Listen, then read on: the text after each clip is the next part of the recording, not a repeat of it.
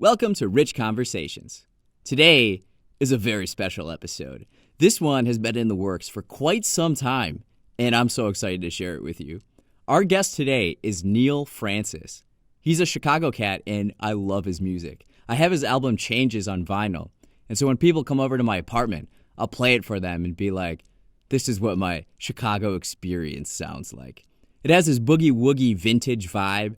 It's so uplifting and fun, and I've seen him perform a couple of different times, and it's a blast to see him play live. We'd recorded at Neal's place, which is on the west side of the city, and it's part of a church. The whole vibe of his spot is amazing. It's how I imagine my dream house would be, just like surrounded by books and old stuff. I loved it so much. During our conversation, we talk about Chicago, his music and inspiration, performing and touring. We even touch a little bit on architecture, reading, and meditation. This is going to be great. You can listen to Neal's music on Spotify, Apple, or wherever you can listen to music. He sounds awesome on vinyl, too. You can follow him on Instagram at Neal Francis Music. Let's begin.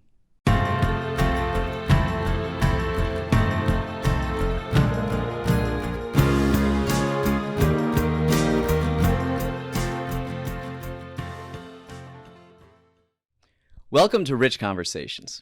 This is a very special episode because we have Neal Francis here with us. And the backstory with Neal, I'm friends with a few people that have played with Neal, and at the bar I work at Lincoln Station, every time I come on shift, 6 p.m., I just play his album Changes all the way through. And it's kind of like my walk-up song. So everybody knows when the song This Time comes on, Neal's album just plays all the way through. So it gets everybody in the vibe, and to me, it feels like Chicago. And it's just like super groovy, great vibes, and it's a great way to start off the night. And so now I have Neal here with me. How long have you lived in Chicago? I've been here since I was one. One? Yeah. What neighborhood did you grow up in? Oak Park. Oak Park. Okay. So what's it been like in the music scene here in the city? I'd say there's many different scenes. I started out actually, playing in bands in high school, and that was its own ecosystem in Oak Park. There were lots of bands at Oak Park River Forest High School. And then when I got to be 18, I started playing in blues clubs with various artists around town. How old do you have to be to like play in a club or something? Is there an age limit? Yeah, I was playing at Kingston Mines from probably 18. And it depended on the club, I guess. Okay. But most of them are family owned. And so as long as you're not drinking or anything. Then it's all good. Yeah. Right? Or they don't know you're drinking. Yeah. Wow. So you've been touring since you were like a teenager though, right? Yeah. I had some experience when I was, my freshman year of college. Yeah. So. Wow. So what are the people like when you're out gigging in the city? From my understanding is a lot of Chicago musicians, they just play all the time, and that's how they get good. Sure. What kind of people are you like interacting with in the scene? Mainly other musicians. When I was playing in the blues scene, and then I guess you would call it the jam scene. Okay. Through college, and then after college, most of the groups I was playing with would play at bars, and attendance was variable. So a lot of times there's not a lot of people there. Yeah. Like you said, right? Yeah. I mean, it depends on the situation. Actually, the most successful shows we did with those bands back in the day were like DIY house shows. Oh, okay. Because then there was sort of this expectation that everybody could party the way they wanted to, And just play the way they wanted to. Yeah, well, Alex obviously has got that figured out. So yeah, Alex Wasili is a mutual friend of ours. Sure. Yeah. Yeah, he's kind of refined that concept.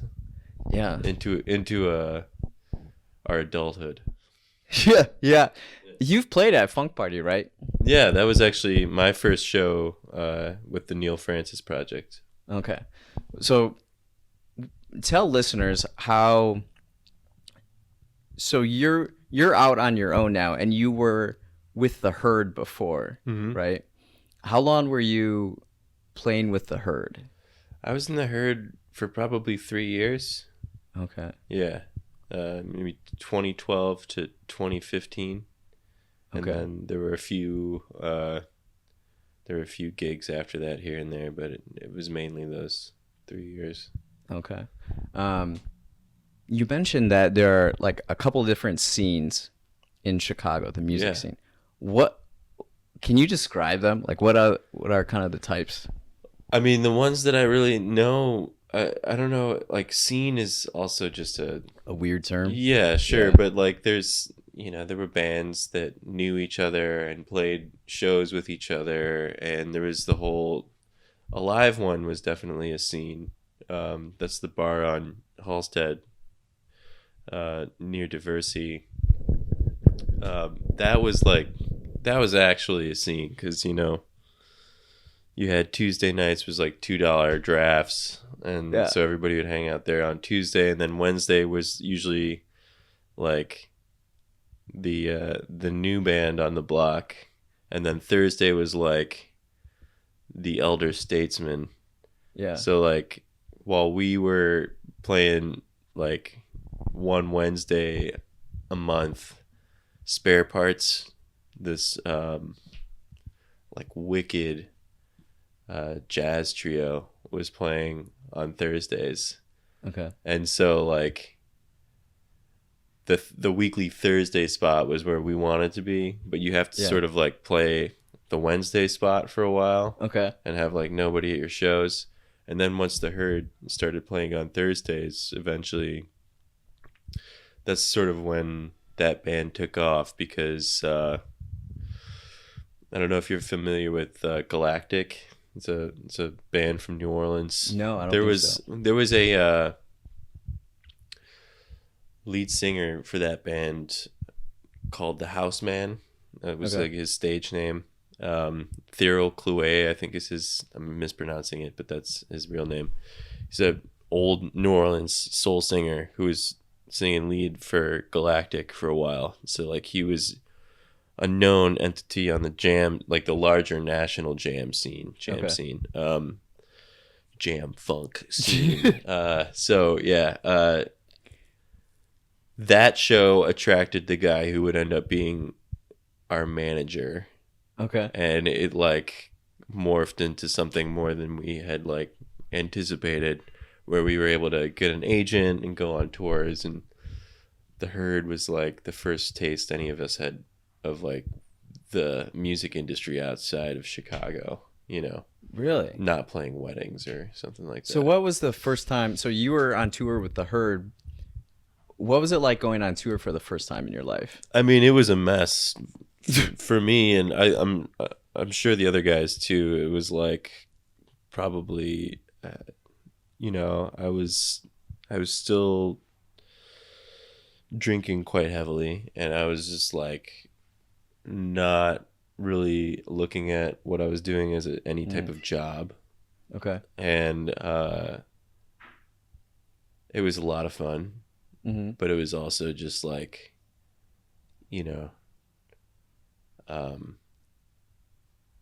a study in how to get on people's nerves.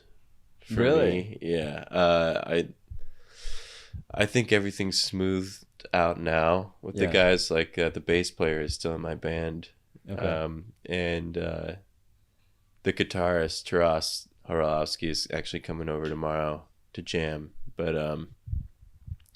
we're all on good terms and everything, but it was just like none of us knew what the hell we were doing. Yeah.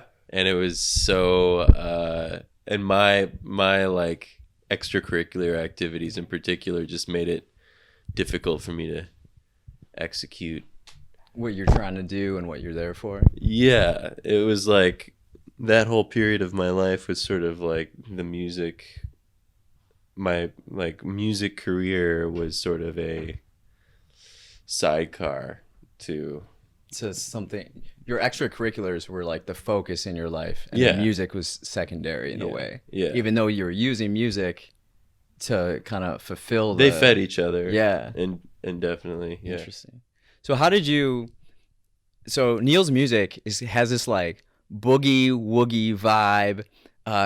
He plays organ, and something I love about listening to old music, like The Doors or so, just the organ. I just love the organ. And how did you? Like, at what age did you discover that sound, and how? Is there like a story of how you discovered it? I've always loved the instrument. Yeah. I played pipe organ in church when I was Okay. growing up, and I probably started messing around with that when I was like 8. But it's a very different instrument than the Hammond organ, which is what I would play with the herd and with my band. So I'm looking around right now. We have a what is this right here? So this is a Roland Juno 6 synthesizer, Okay. and then I've got a Korg Prologue synthesizer. And then over here was a harpsichord. Harpsichord. I'm sure you probably have like a few other things There's over there. an acoustic piano. That's actually the one I learned how to play on Oh wow. over there. Yeah. So how did you get into that? With the organ specifically, I mean, it was just, like I said, I was playing in church, and there's a specific technique that will carry from the pipe organ to the Hammond organ, which is what you hear on popular music. You mentioned the Okay. Doors. That's Yeah. actually on. He was using what's called a combo organ, Okay. specifically the Vox Continental. So like that was like a cheaper, more portable version of the Hammond electric organ, which is like, if you think of like gospel music Mhm. from the 50s to the present, that's sort of like the sound you would be hearing, or any rock or funk recordings.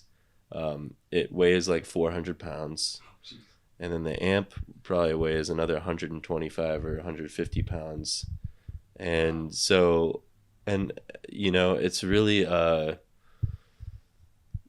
there's a whole technique and approach to it that's different from piano or electric piano. So to play organ really requires just. I was attracted to it because all my favorite recordings had it. Pink Floyd and the stuff I was getting into in junior high and in high school, and when I started getting into funk, I realized that was the sound of those recordings. Okay. Billy Preston and Sly Stone. Oh yeah. Like that was. It's such a powerful instrument, and it's also like versatile, and it can fill many roles within like a sonic profile. Really? What is when you've played live? I've seen you play at Shuba's, and there's like this bar that you're always using. Oh, okay. What is that? Yeah, that's the clavinet, and that's on top of. I have it set up on top of the organ, but that's a stringed instrument that's separate from the organ. So you're playing like a couple different things. Yeah, At once. typically, I mean, like the way I choose to do it, which is not the most easy way, but like I have a separate sort of the old school way, I guess you would say, is just to have. There's all these keyboard instruments that make sort of different timbres. Okay. You don't have everything built into one box with like digital samples.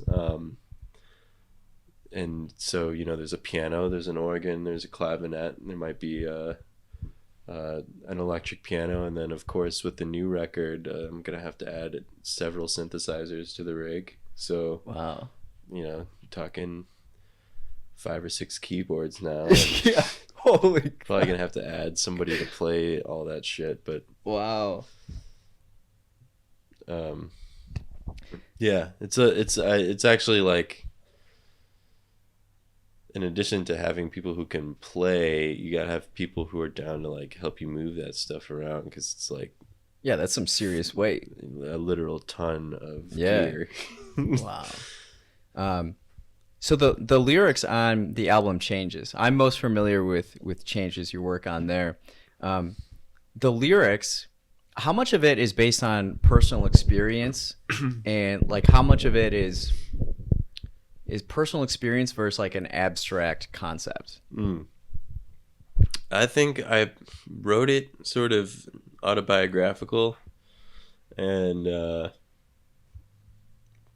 what I've sort of learned about songwriting is that it can morph in terms of its meaning as you age and acquire more experience, because it's just, excuse me, it's Topo Chico bubbles Double Chico bubbles. getting to me. Finest bubbles in the biz. But anyway,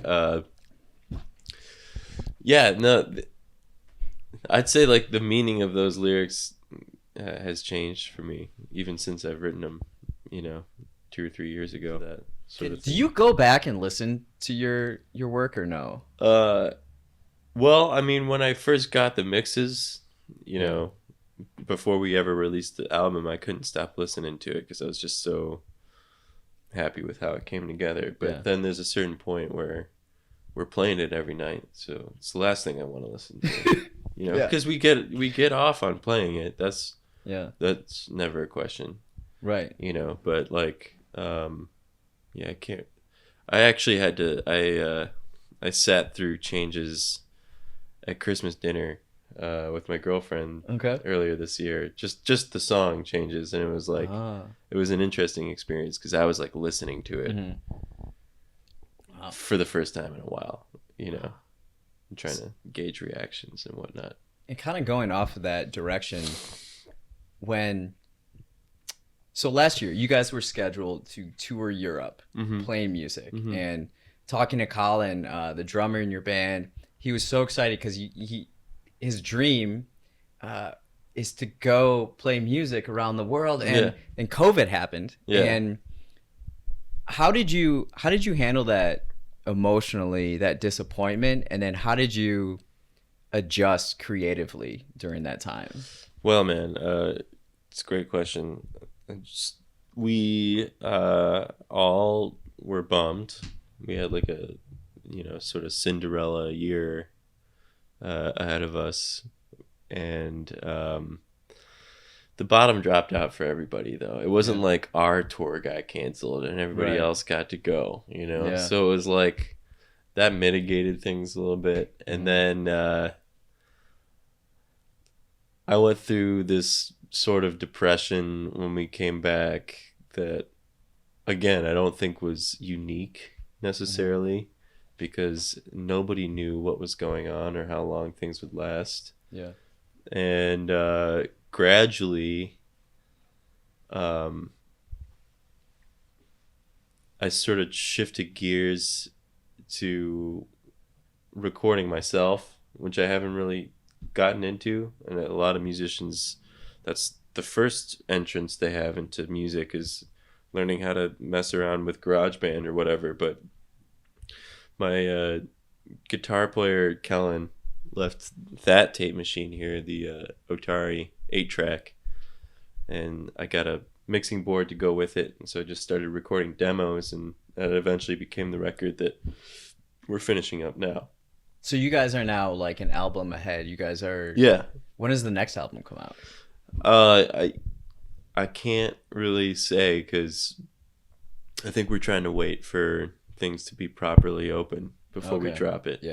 But yeah, we've got a new label we're working with, and it's everybody did their best work on the project, so I'm really excited. And I don't think it would have come together the same way.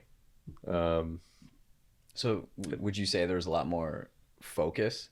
Yeah, well, I think if we were touring all this year, we wouldn't have been able to write and record a record, and or not one of the same quality, and it would have been sort of, the sessions would have been sort of just sandwiched between tours, and like of course, what you do have in that situation is a band that has been touring all year, and that's like an incredibly well-oiled machine. Yeah. You know, but yeah, I think that overall, like creatively, this has been one of the most fruitful periods of my life. The pandemic, at least, and it is today. I mean, like both Monday and Tuesday this week, I've been just in the studio all day. It's here in my living room, and you know, it's been great. I didn't know how to use any of this stuff before the pandemic. So you taught yourself how to like use all this stuff. Well, I taught myself to a limited degree, but it was also learning from, you know, again, my guitar player Kellen Boersma is like a wunderkind of the guitar and the piano, but also recording. He taught me like some really basic stuff, and then of course my friend, my good friend and longtime like engineer companion is Mike Novak, who like actually, you know, just watching him and actually watching him critically, and then of course when we recorded the record, our producer Sergio Rios flew out, and you know, he's been at this for maybe 20, maybe close to 30 years now. So just he's I'm learning all little tricks here and there. It's just like learning an instrument. Yeah, I'm glad to hear all that. So something I wanted to ask you is like, when you're playing, what goes through your mind, or does nothing really go through your mind? Is it just all just getting something out of your system and that energy, like it just comes naturally, or do you have to think about it much when you're playing? Or I think there was a time where I used to play like that, but now I like to be more prepared and sort of really hammer out a framework of how I'm going to play things and rehearse that as much as I possibly can. And then there is room for those sort of inspirations, you know, in the live performance or in a solo. Yeah. But what I'm doing, like singing and playing multiple keyboards, is like too complex for me to just sort of go out there and wing it at this point. Oh, yeah. Yeah, like, well, because I mean, when I just played keyboards in bands, that would be like way easier to do. Okay. And that's really fun too. It's just sort of, I guess, yeah, what you're saying, like intuition, just using stuff I've heard and played over the years just comes out. Yeah. So it's a lot of reps. Yeah. Practice. Yeah. A lot of practice. So. Yeah. Yeah. And maybe not even practice. Lately, I mean, I've been practicing a lot. But in the 28 years leading up to this, it was more so just like playing a lot. And there's a difference for me. It's just like practice is kind of a focused, disciplined, task. And then playing is just exactly what it sounds like. Yeah. Yeah. Oh, that's cool.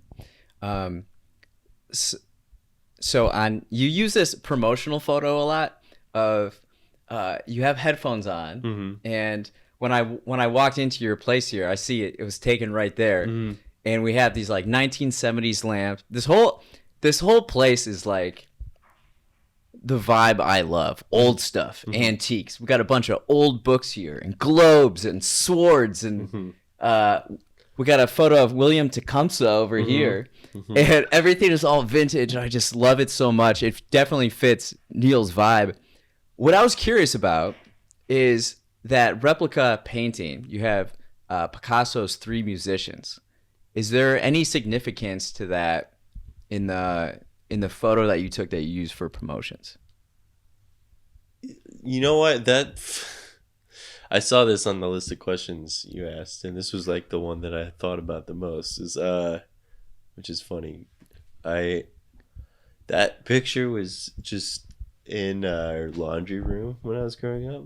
Really? For some reason.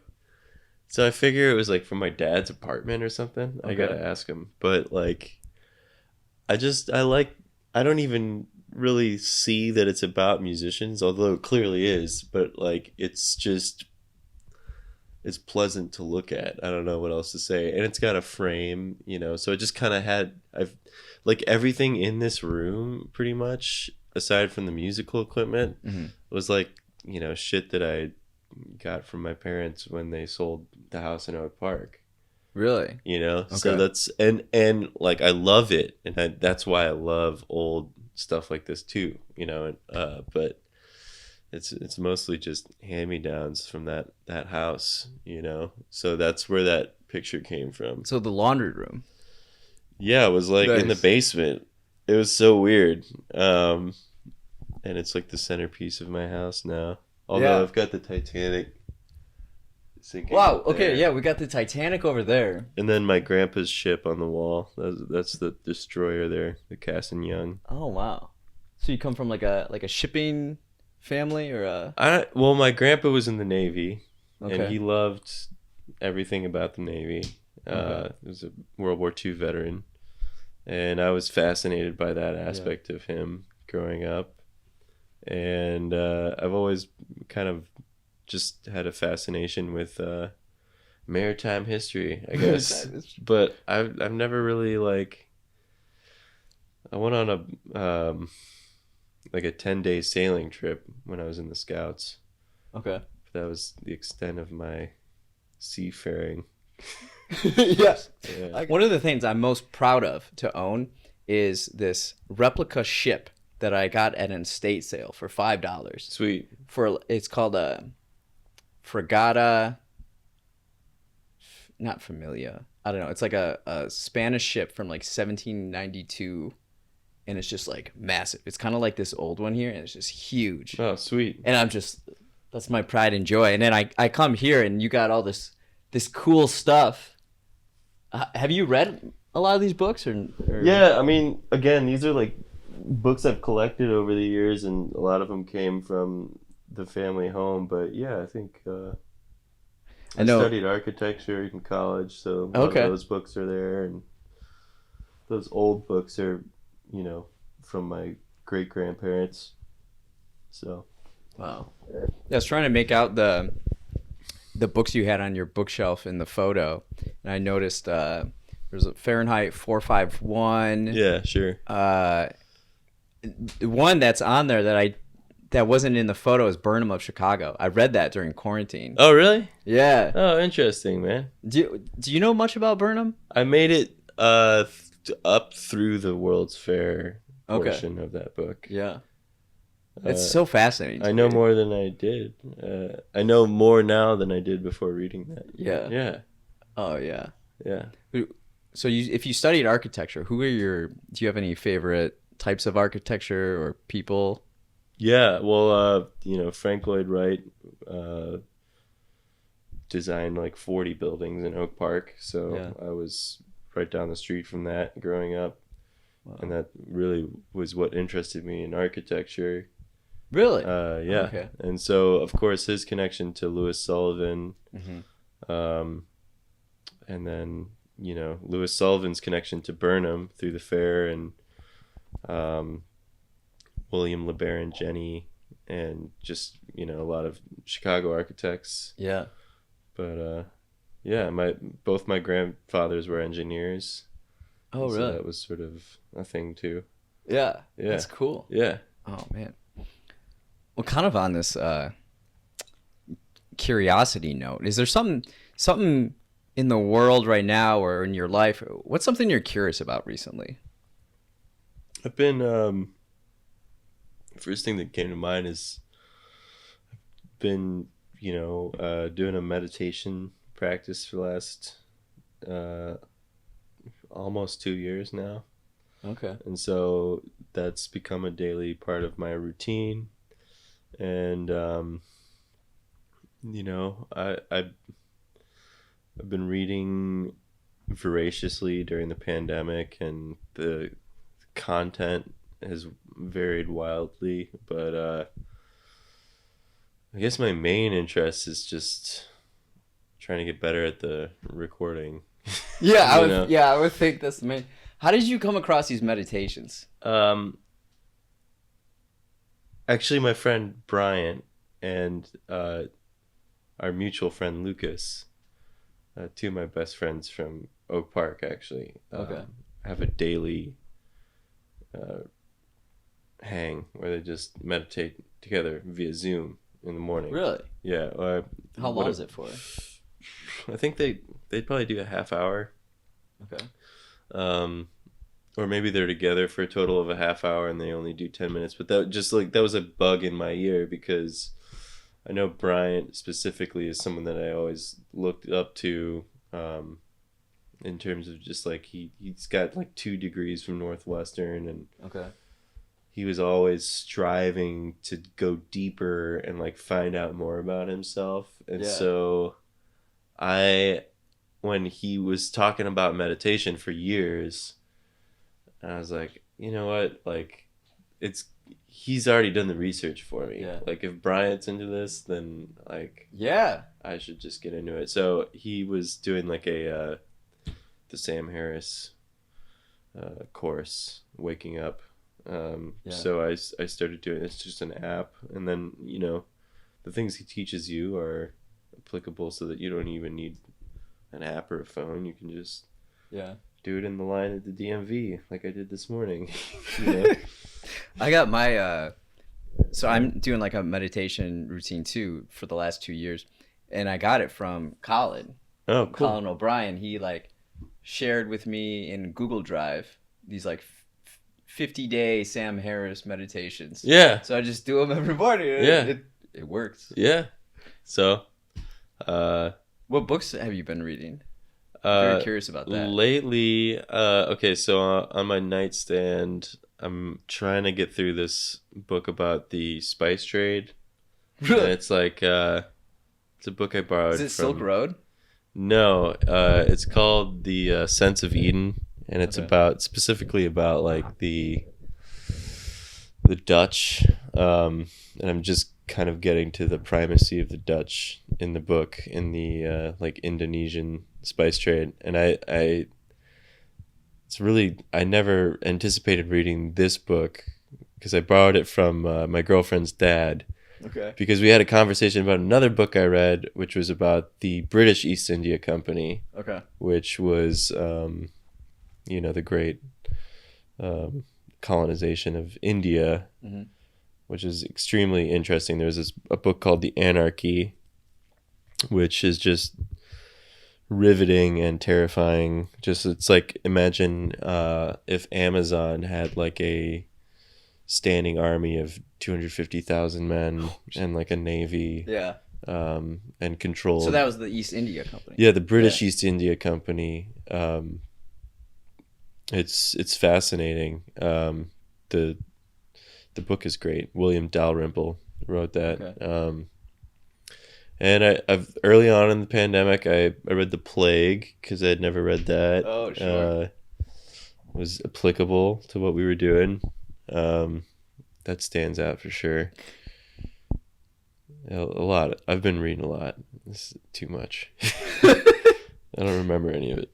Wrapping up here, what's something you're excited about over the next 3 years? 3 years? Oh, man. I don't think that far ahead.